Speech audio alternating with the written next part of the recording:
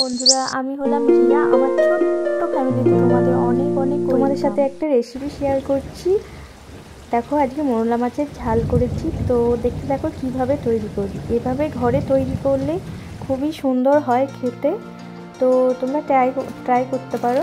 তো আমি মোরলা মাছ, অনেকগুলো মোরলা মাছ ছিল, এবার ভেজে নেব। আমি সরষের তেলেই ভাজছি, তোমরা সাদা তেলে ইউজ করতে পারো, নো প্রবলেম। তো আমি মাছগুলো এবার ভালো করে আমি ভেজে নেব।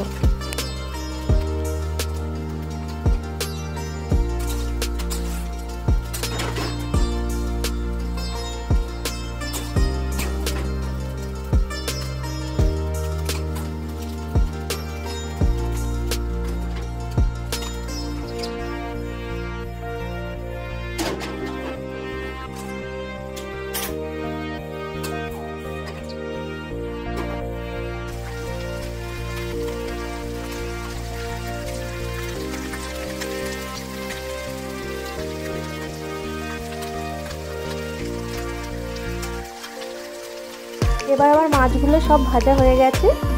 তো এখানে পরিমাণ মতো সরষের তেল নিয়েছি আর একটা মিডিয়াম সাইজের পেঁয়াজ কুচি করে নিয়েছি, এটাই তেলের মধ্যে দিয়ে দিয়েছি।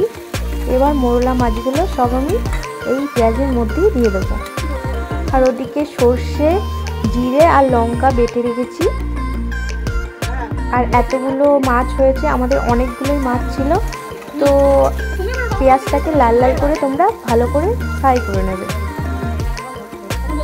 ফ্রাই হয়ে গেলে আমি এবার ভাজা মাছগুলো দিয়ে দেবো। আর ওদিকে সর্ষে, লঙ্কা ও জিরে বেটে রেখেছি, ওটার পেস্টটাও আমি দিয়ে দেবো।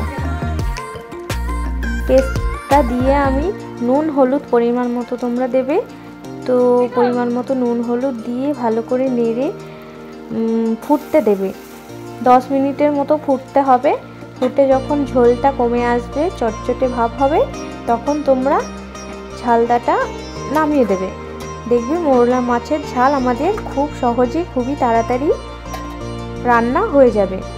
এইভাবেই রান্না করে দেখো, আশা করি তোমাদের ভালো লাগবে। আর এখানে মোরলা মাছের সাথে আমার কটা চিংড়ি মাছও ছিল, সেটাও দিয়েছিলাম।